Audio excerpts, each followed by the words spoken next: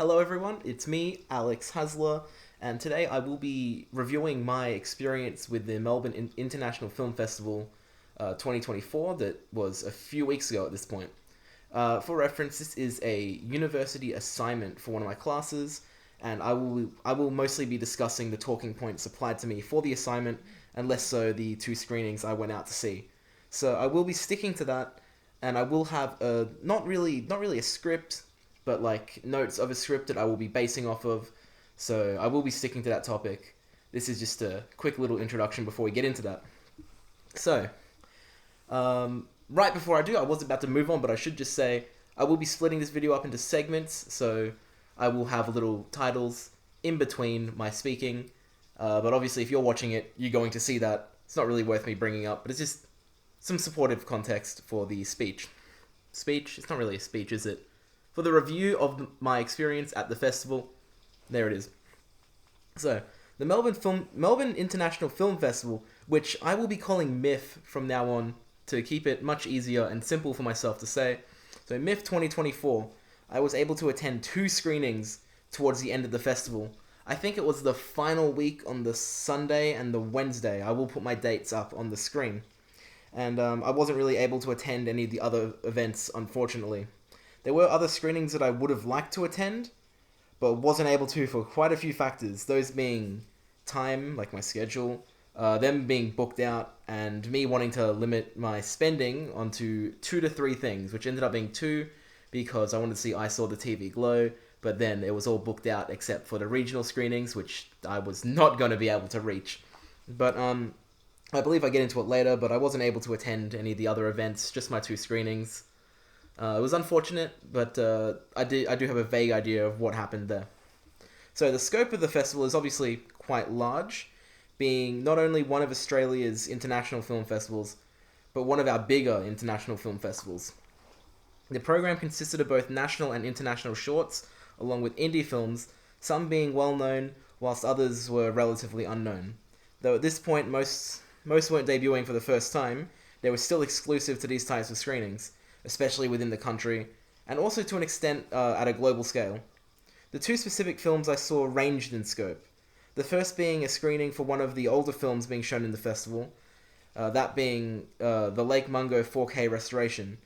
It wasn't the only older film being screened, the Godzilla Marathon was another, but it held some weight as it was shot and set in Victoria, and the restoration was screened at Forum, which is across from Acme. And it was a somewhat gothic theater when it came to design, which was definitely a really interesting place to watch the movie in. The film was also accompanied by a special introduction from one of the volunteers who was a fan of the film, and it concluded with a short interview Q&A with 2 of the stars. They did initially say the director of photography would also be there, but they didn't come up to do the Q&A, and they did say other crew and I think cast as well were in the audience. So that was really fun. The other screening I saw was one of the last showings of Cuckoo, the bird. I always struggle to say that word. It's not how it's spoken. It's a me thing. But it's a new indie horror film, and that was at the Astor, which was much larger in scale. A much larger building, larger theater, larger screen, and a much larger audience. That was also further away from the rest of the festival. Still in the city, but a lot less convenient to access. While the other screenings of Cuckoo earlier on in the festival were at Acme, I believe. I know at least one of them was. Lake Mungo, that screening had a much more personal experience, with the audience environment also reflecting this. There was some great experience when it came to one specific jump scare in the movie where everyone got freaked out and had a good laugh about it.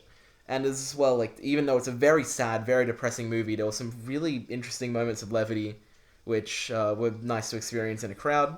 But I'm not saying Cuckoo was lacking in that atmosphere, as it definitely wasn't, but it was much closer to a typical cinema screening, just in a more atypical location with a much larger group of people. So these 2 screenings I was able to attend were definitely more focused towards older audiences, both obviously being horror movies, but with Lake Mungo's age classification technically being okay for some younger audiences, given the tone of the movie, But given the tone of the movie, it is definitely not for them. Like, it's M-rated, but it's a very sad, very serious, very depressing movie. But and the time it was screening at was 7:30 p.m. on a Sunday, so it went pretty late into the night, to the point where I was interested in maybe checking out other parts of the festival after I was done, but they were all closed by the time the movie finished. And then with Cuckoo, it was even less so for younger audiences, being an MA-15 plus horror film, and it was also a much harder to reach location, though it was only at 6:30 p.m., but on Wednesday rather than Sunday. And I do recall that the Cuckoo screening that was at Acme earlier on in the festival, I think was on at around like 9 p.m. on a Friday, if I'm correct.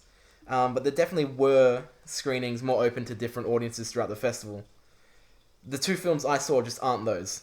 Both of them obviously lean into the horror genre, as I mentioned, with the former being an Australian mockumentary, while the latter is a brand new horror film with an intentionally weird and complicated narrative, for a lack of a better description. So before broadening the discussion, with the two screenings I was able to attend, both fit well into the themes of the festival's identity. Cuckoo being an international film, Germany and the United States, making its way around the festival circuit, and Lake Mungo being a classic late 2000s Australian horror film with a brand new restoration. Besides those two, plenty of other films have filled this festival identity, whether that be international classics celebrating their new history, which is like Japan's Godzilla films, or award-winning at other festivals Australian films like Memoir of a Snail. Specifically, it won an award, or maybe multiple awards, at Annecy International Animation Film Festival.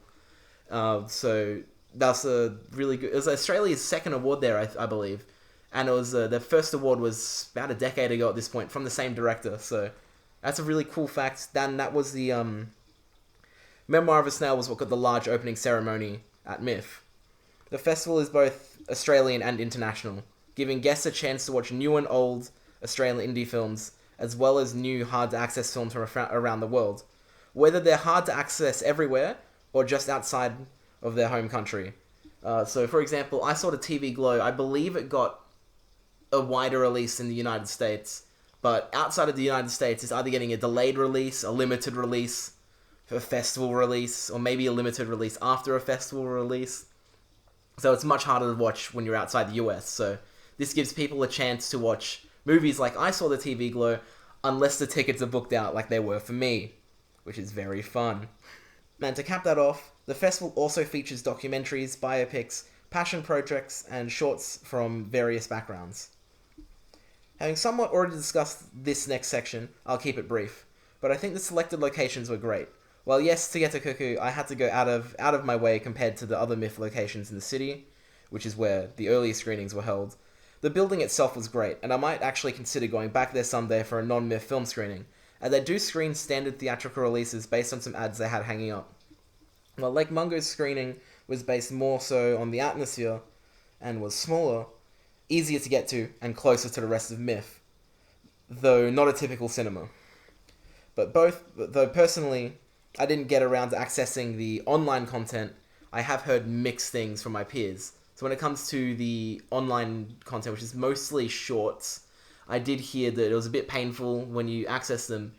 Each short is listed individually rather than in a group, so when you start them, you get an ad, and sometimes the ads are about just as long as the shorts, and after every short, you have to start the ads all over again. It's the same ad, unskippable, and by the end, you'll probably watch more of this same ad than you have of each individual short, which sounds like a bit of a messy experience, and from what I saw of the website, it was also really plainly designed. So while the online options are appreciated, and I do wish I got around to checking them out, it definitely leaves a lot to be desired. I would absolutely recommend attending a couple of MIFF screenings to others.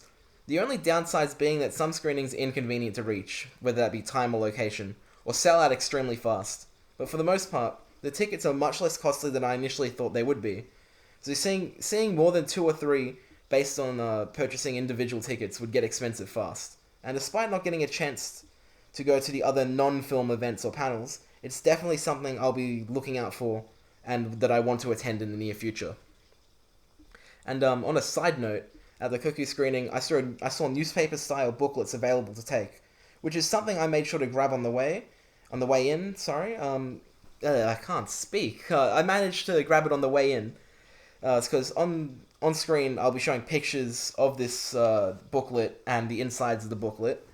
I think they were all gone by the time I exited, so I was lucky I was rushing in to grab one of the non-reserved seats, while people were either in the seats already or in huge lines to get food and drink.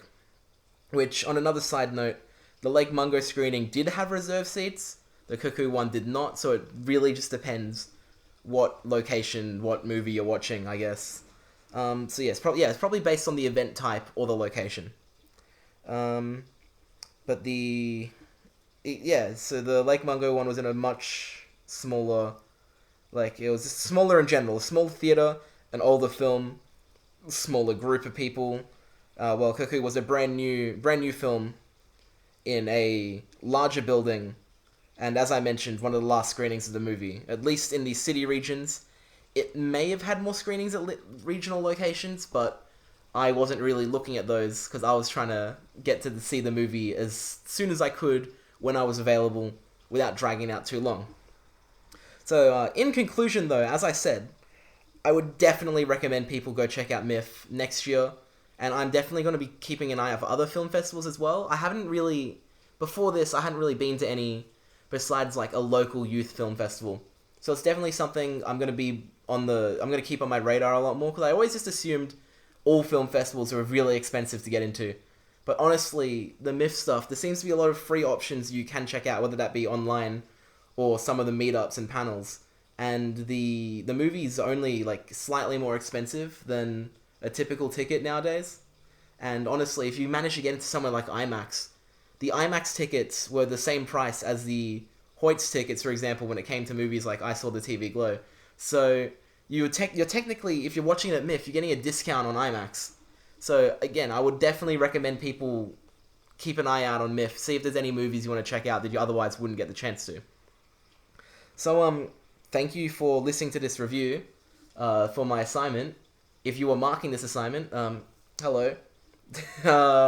Yeah, MIFF was good. I wish I got to do more than just the 2 screenings, but it is what it is. Thank you for listening.